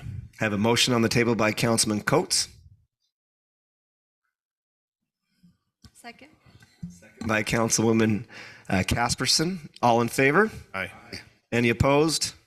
The resolution is approved unanimously. And thank you, gentlemen. We really appreciate you. And we give you the same, we excuse you like we did the educators, unless you'd like to stay. But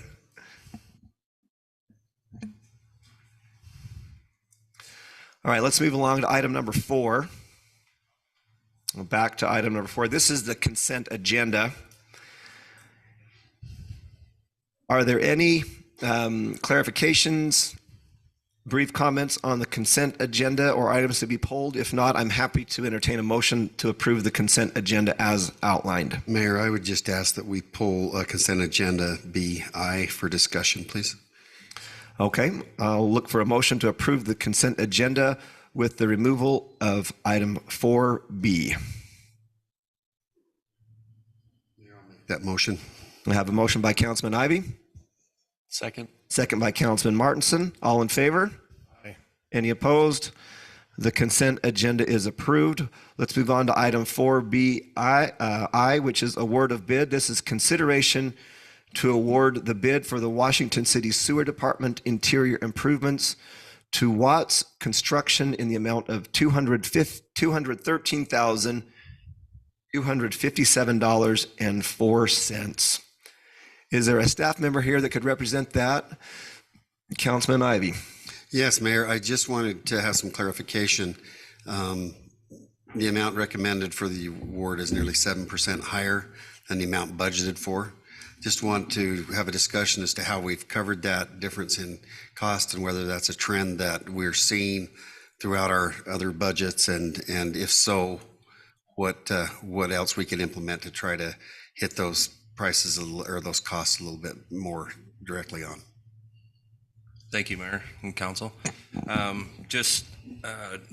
That you're spot on with what we're seeing in the market as a whole.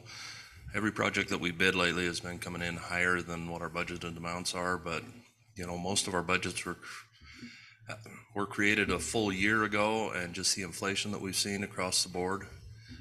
I have actually been in consultation with Watts as well as the architect. We found some efficiencies that we can implement that's not going to decrease the quality of the product, that potentially we can implement at a later date, just from a wearing course on the upper mezzanine floor, stuff like that. We've been able to decrease that about $10,000 already.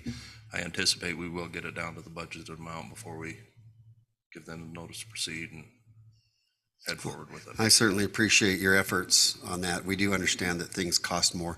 Thought it was interesting, Mayor, that it was 7% higher, and that tends to be the relative percent of inflation right now that a lot of us, our families, are having to contend with. But I appreciate that, and we know that our department heads and finance does a great job in administering the people's money, and I think that that's a good way forward. We're only talking, it was $200,000. The bid is $213,257. So, $13,000, but if we can get it down to that $200,000, that would be great too. So Mayor, I appreciate the conversation to clarify that. Would you like to make that motion to approve? I certainly can, yes. Mayor, I'll make a motion that we approve consent agenda item BI in the amount of $213,257.04 to Watts Construction for the build out of the Washington City Sewer Department interior improvements. I have a motion by Councilman Ivy. Second by Councilman Coates. All in favor? Aye. Any opposed? The bid is approved and awarded to Watts Construction in the amount stated. Thank you. We'll move on to item 5, which is public hearings. We did not receive any public comment, electronic comment on this. So item 5A, or on any of the public hearings this evening, item 5A is a public hearing and consideration to approve an ordinance for an amendment to Washington City Code Title 9, Chapter 10, C-2A, to allow for crematoriums. Community Development Director Drew Ellerman will present to the council on this particular item. Thank you, Mayor and Council. As stated, this is a request from a business in the Cedar City area being submitted. Again, just to let you know that anybody can ask for an amendment to any city code just through application. And so that's what generated this particular item. So the applicant is wishing to have the Washington City Code amended for the purpose of adding a specific use to the list of permitted uses, or the option was there, conditional uses within the general commercial zoning district, C3. The specific use which they are seeking to have added is for funeral homes with associated crematoriums. Currently, the city code does not list either funeral home or crematorium in any of the commercial zoning districts as permitted uses or conditional uses. City code allows for anybody to apply for the amendments, as I stated earlier, and Heartlight Affordable Funeral Services has indeed made that application. Staff is somewhat neutral on the proposal, with recognizing that the code most likely should have some reference to funeral homes and associated businesses within the commercial zones in the zoning regulations. Staff is a little skeptical on having the use of crematoriums as a necessity in the commercial zones when they are listed as conditional uses in both the light and heavy industrial zoning districts. This applicant is proposing crematory units that are fairly advanced and would most likely keep the fumes and the other associated burn-off concerns well in control. But the question must be raised concerning funeral service businesses that may not provide as such a quality system and might be a lesser quality system, and the negative effect it might pose in the commercial zones. Staff would probably be supportive of adding funeral home service businesses to the general commercial C3 zoning district as either permitted or conditional uses, whichever the planning commissioners see fit as this went to them. But the crematorium portion of the request is risky due to the specific unit type that could or would be installed. It is most likely not legal to regulate one type of burning system over another within the code. If you let one type in, you pretty much have to let all the different ones come in. The Planning Commission reviewed this request at their public hearing on March 1st. After closing the public hearing and discussion on this proposal, the Planning Commission recommended to the City Council to amend the general commercial C3 zoning district conditional use list. Not in the permitted use. They just said they're fine with it being a conditional use application, adding funeral homes with or without associated crematoriums, but also recommending that a limit be put on any approved business with a crematorium to not allow to be installed a burning system unit that would be older than 5 years at the time of the approval of that particular CUP. So with that said, the Planning Commission unanimously recommended approval of the proposed amendment to the Washington City Code, specifically amending Title IX, Chapter 10C, General Commercial, Section 2B, Conditional Uses, adding the use of funeral homes with associated crematorium with a limited burning system of 5 years older or newer to be installed at the time of CUP approval. This being forwarded on to you, the City Council, for your review and possible approval.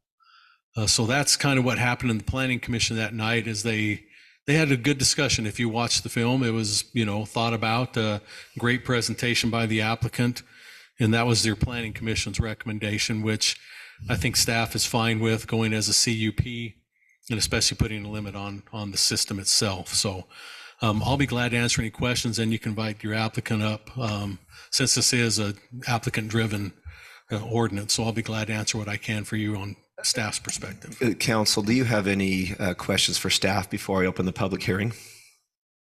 May I ask a question, Please. Mayor? And maybe this is a question for you, the applicant. Are there some type of periodic inspections on these burn units by, say, the health department or some other entity, or does the city inspect these on a regular basis, or how does that work? Mr. Olson, come on forward, please. And if you just state your name for the record, thank you. Roland Olson, owner of Heartlight Affordable Funeral Services.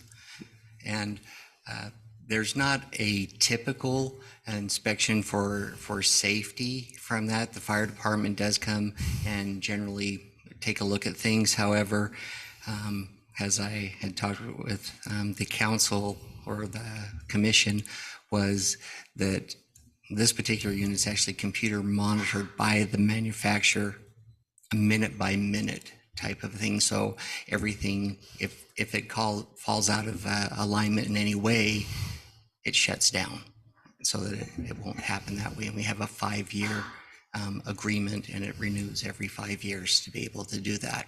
So that's the uniqueness of this particular style of crematory. Councilman, the Planning Commission had a similar discussion, and I just want to make it clear the city does not regulate crematoriums in any way. We don't have that expertise. The state does regulate their existence and their use, and so regulation of the use, we get to approve the use within a zone but any regulation within the use would be at the state level. They don't do any inspections per se. I'm just curious, like, there's got to be funeral homes with, these burning facilities where they get older, outdated, 15, 20-year-old machines. So there's no state agency that comes in and inspects them or anything. What normally That's just kind of happens is self-regulated. the cost to operate them becomes so prohibitive that you have to replace them. Okay. And so that's the reason that if they don't function properly, it's too expensive to be able to run them, and so that's why they're replaced. Thank you. So Drew, what would that process look like to ensure that with the approval that the burning system is not older than 5 years? Would that just be something, explain that process for how you would go forward with that? Well, we just asked them to give evidence. I'm sure, it'll have a purchase date, et cetera, and probably even a way to look up, or, I don't know, do they have VIN numbers on those for? Actually, they do, and they would. it's required by law that in there you open up the panel and it says manufacturer date. Okay. So we can go inspect that, before they open up, is that we inspect that or have the paperwork on file. Thank you. And then what are some of the concerns for the fumes? What are emitted? Again, people think about pet crematoriums, which generally don't have any of these technologies, or the older ones that were all manually operated. This particular unit, which crematoriums will apply and they'll get UL listed. That's different than UL compliant.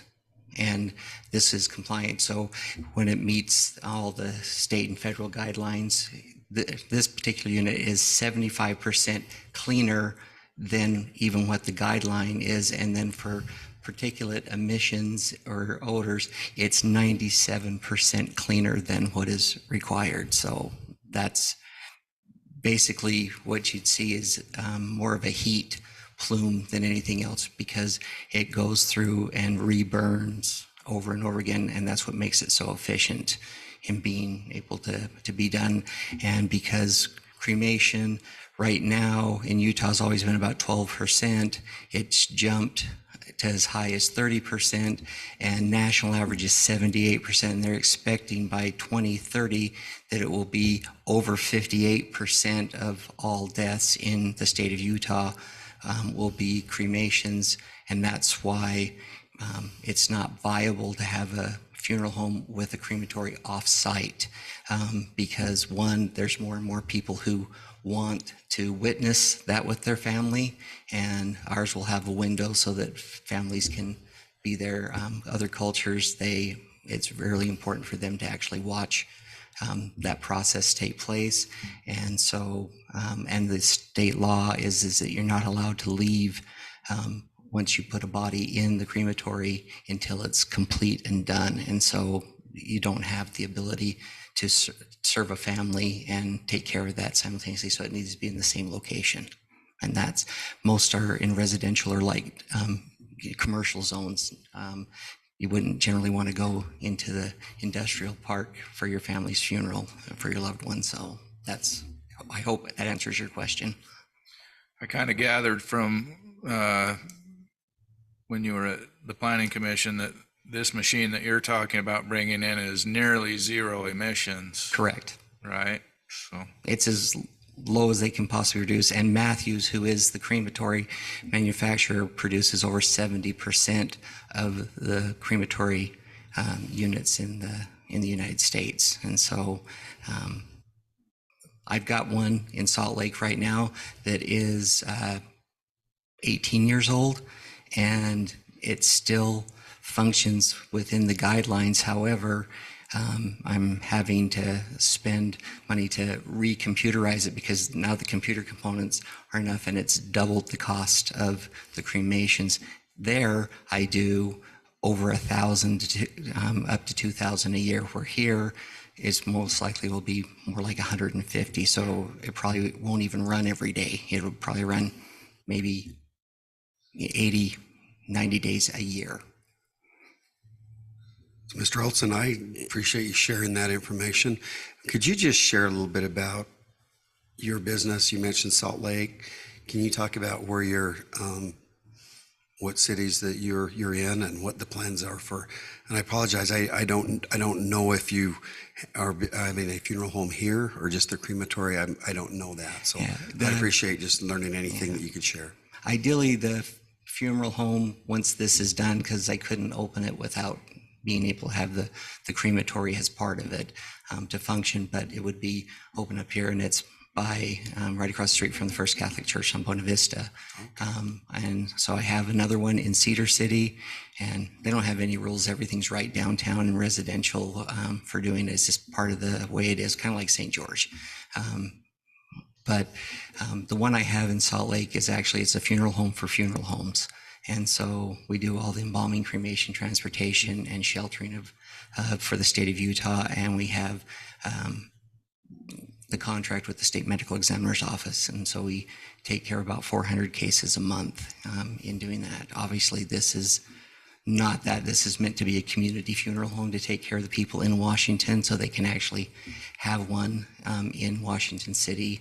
And that's our hope to be able to do that. And then we'll be building in other areas. But by purpose, we don't try to create a traditional or a large funeral home with chapels and all that, those types of things. We try to find something that's a little more community minded, that, you know, it's 50 to 70 people might come, and generally those things are always at night. And this location is nice because nobody's open at night there, so it makes it so it's not an impact on parking and doing those types of things. Is that helpful? Yes, perfect. Thank you. Thank you, Mr. Olson. If you'll just have a seat for a moment. So this is a public hearing. I would invite anyone from the public who would like to come forward. I'll open the public hearing now, and the council is ready to accept public comment on this item.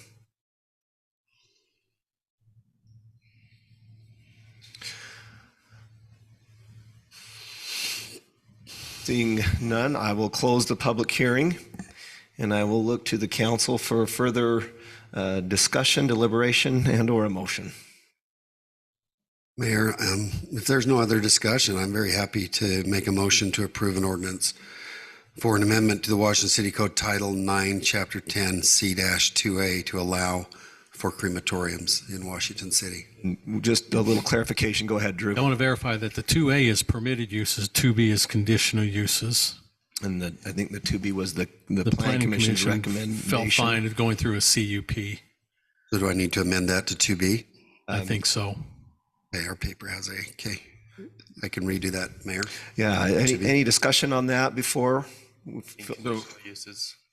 Yeah, I was going to say that. I like the conditional use aspect. I basically like it just the way the Planning Commission recommended it, conditional use, and I like the idea of the 5-year,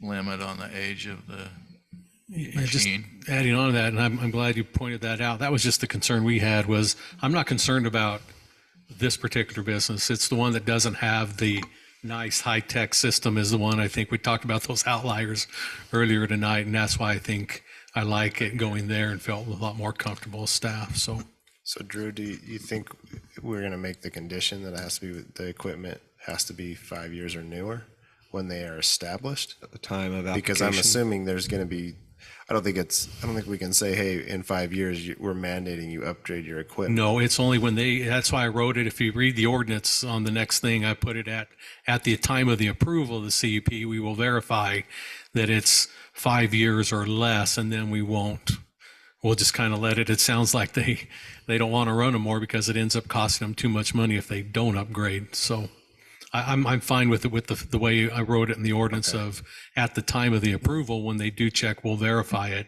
make sure it's 5 years or less, and then let it be.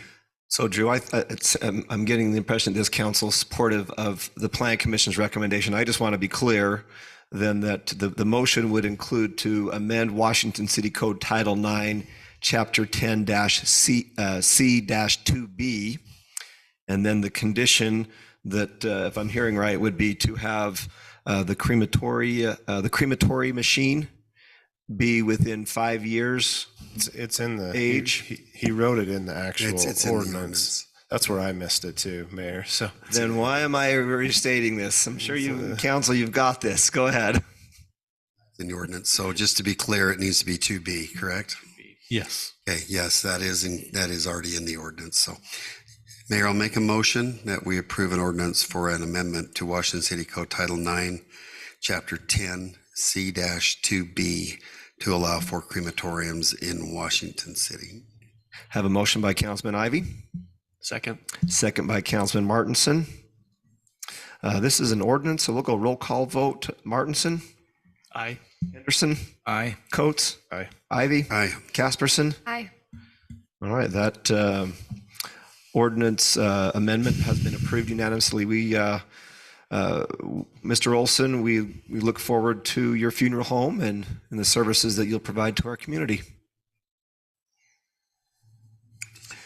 We've already covered items 6 and 7, so we'll move on to item 8, which is a report of officers from assigned committee.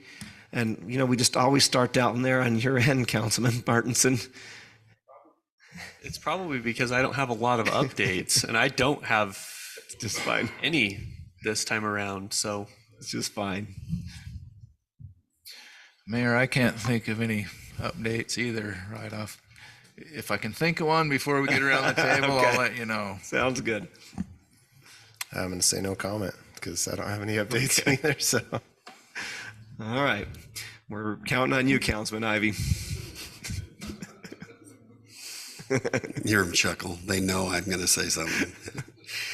Yes, Mayor, I do have an update. I just want to talk tonight about one of my assignments, and that's with the State Water Working Group.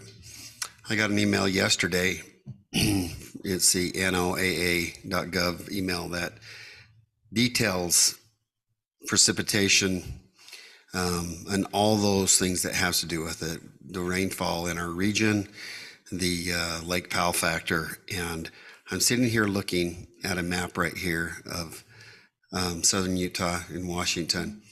And we're right here, Councilwoman, can you see that? We are at 200 to 300% above normal. So that's really good. And Mayor, what I want to say is that the outlook is very good. We've been blessed. We appreciate the rain that we've gotten. And as a side note, I want to commend our city staff for their reaction to a potential flooding event this last week.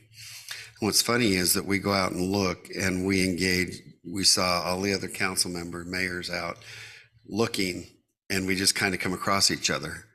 But we were all concerned about it, and our staff is already out. Our staff spent most of the night monitoring flows and making sure that bridges didn't run out or, you know, get flooded out or things like that. And I'd really appreciate that. I slept well that night knowing that somebody else was watching that. But Mayor, the thing that I want to mention about this is the forecast. The water supply forecast does look really good for the Colorado Basin River forecast, and especially this last March. It's one of the wettest months that we've had on record in southern Utah. And in light of that, I think the benefit now that we're receiving some precipitation is that we've learned a lot through this drought. You know, we've had those conversations that what if we don't have water, what do we do? And we've instigated a great landscape plan that I'm still so proud of from this council and mayor.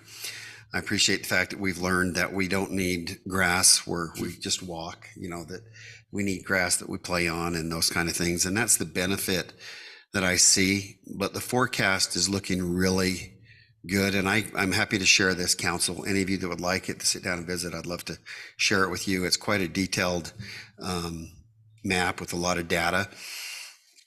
But all in all, I'm really thankful for the precipitation that we received.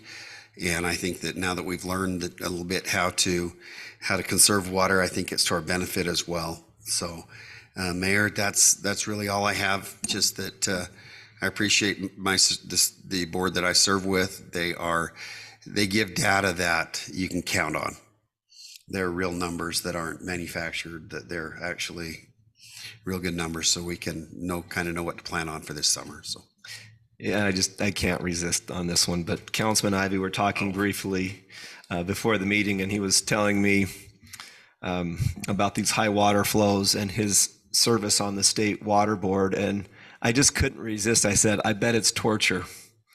Water board torture. Anyway, I'm sorry. It's a dad joke. It's really bad. I dove right into that, huh, Mayor? It's, and my kids are almost grown, so I'm not as good as I used to be, but I'm better than I once was. Anyway, Councilwoman Gasperson. I'll let you end with that note. I don't have anything. If I had so much to say yesterday, you're probably tired of hearing from me. So let's just move right along to item 8, or 9, city manager report. Mayor, I don't have anything to report tonight either. Thank you. Okay, we do have need for closed session to discuss pending or potential litigation.